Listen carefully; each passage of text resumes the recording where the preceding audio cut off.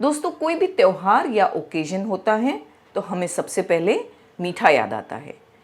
लेकिन काफ़ी desert items ऐसी होती हैं जो हम सोचते हैं कि उसके लिए हमें ये लेना पड़ेगा, वो लेना पड़ेगा, मार्केट जाना पड़ेगा। लेकिन सबसे आसान होती है चावल की खीर, क्योंकि हमारे घर में दूध और चावल इजीली अवेलेबल होते हैं।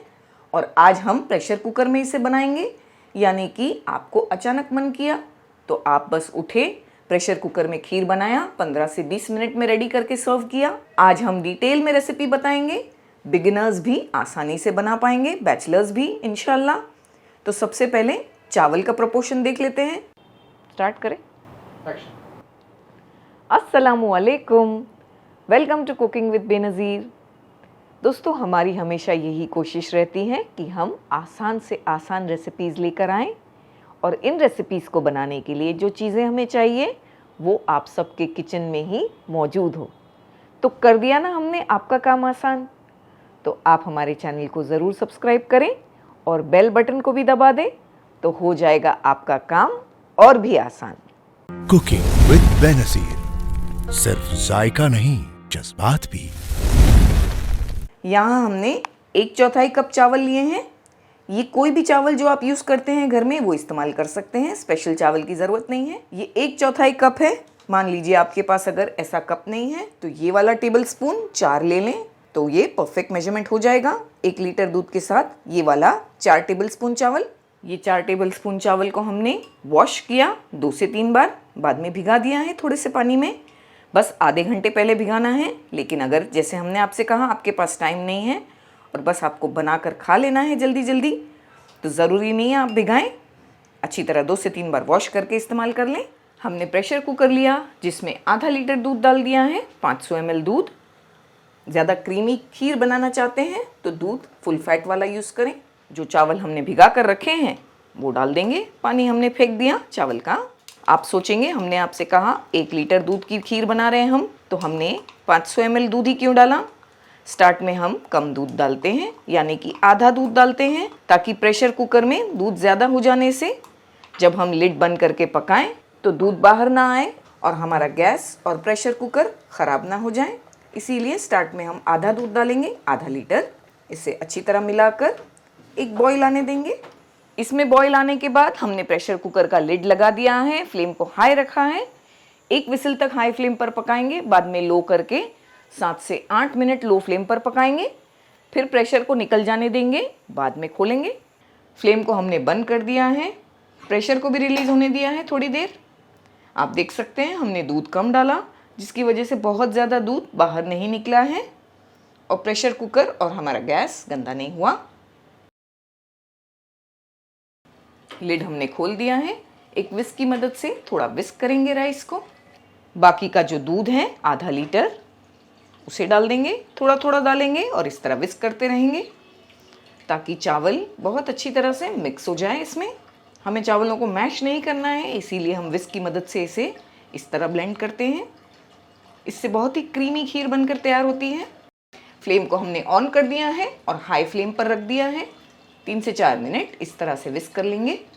बहुत ज़्यादा चावल डालना हम प्रेफर नहीं करते खीर में, वरना वो गाढ़ी हो जाती है और हम इसे ज़्यादा पका नहीं सकते। लेकिन अगर चावल को थोड़ा कम रखते हैं तो खीर को हम थोड़ा ज़्यादा देर पका सकते हैं, जिससे वो बहुत ही क्रीमी और टेस्टी बनती है। ये काफ़ी पतली है तो 4 से 5 मिनट हम इसे हाई फ्लेम कर कर पकाएंगे चलाते हुए, ताकि ये अच्छी तरह गाढ़ी हो जाए। 5 से 6 मिनट तक हमने अच्छी तरह से खीर को पकाया। ये बहुत अच्छी गाढ़ी हो गई है। खीर को हम बनाकर जब रख देते हैं तो ठंडी होने के बाद वो बहुत ज़्यादा गाढ़ी भी होती है, तो वो हिसाब से हमें खीर की कुकिंग करनी है, क्योंकि बहुत ज़्यादा गाढ़ी खीर भी नहीं अच्छी लगती और बहुत पतली भी नहीं। तो इसकी परफेक्ट कंसिस्टेंसी लाने के लिए हमें ध्यान से इसे पकाना होता है। अभी ये परफेक्ट हो चुकी है। बाकी की चीज़ें डालने के लिए ये मिल्क पाउडर है 1/3 कप, जो कि बिल्कुल ऑप्शनल है। अगर आप नहीं डालना चाहते तो आप इसके बदली मलाई डाल सकते हैं। घर की फ्रेश मलाई यूज़ कर लें। डालकर इस तरह चलाते रहेंगे। फ्लेम को बिल्कुल लो कर दिया है हमने। इससे खीर बहुत ही क्रीमी बनती है और टेस्टी भी बनती है। एक विस्क की मदद से डालकर थोड़ा विस्क करेंगे ताकि इसमें लम्स जो है वो ख़त्म हो जाए। वैसे मिल्क पाउडर के बगैर भी खीर बन जाती है, तो ये ऑप्शनल है, ना चाहें तो ना डालें। अच्छी तरह से हमने विस्क कर लिया। आप देख सकते हैं कि बहुत गाढ़ी और क्रीमी खीर हो चुकी है। मिल्क पाउडर डालने के बाद शक्कर मिलाएंगे। आधा कप शक्कर लिया है हमने, 100 ग्राम के आसपास। उसमें से हम बस 2 टेबलस्पून के आसपास छोड़ देंगे, बाकी डाल देंगे। चलाते हुए शक्कर के मेल्ट होने तक पकाना है। शक्कर को हमने मेल्ट होने के लिए रख दिया है, बीच बीच में इसे चलाएंगे भी।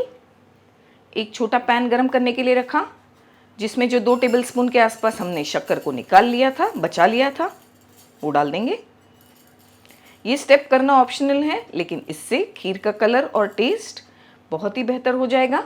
फ्लेम को हमने लो रखा है, इसे चलाएंगे नहीं, शक्कर को मेल्ट होने देंगे। जब इस तरह थोड़ी थोड़ी शक्कर मेल्ट होगी, हम इसे चलाएंगे, फ्लेम को बंद कर देंगे। ऐसा कलर चाहिए हमें इसका। हमें इसे ध्यान से पोर कर देना है खीर पर।